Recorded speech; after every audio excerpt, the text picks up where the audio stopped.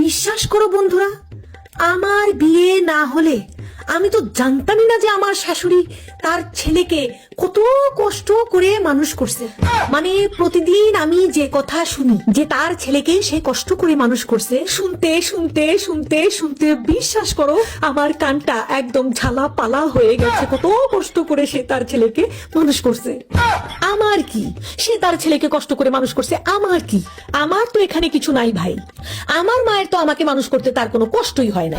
আমার মা কি করছে, অনলাইনে দ্বারা যে অর্ডার করছে আমাকে, ব্যাস কুরিয়ার ম্যান এসে আমাকে আমার মায়ের কাছে দিয়ে দিয়েছে।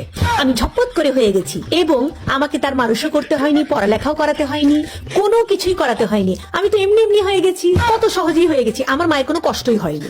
আমার শাশুড়ি যে কষ্ট করে তার ছেলেকে মানুষ করছে, বাবা কি বলবো, সেই কষ্ট করে মানুষ করছে।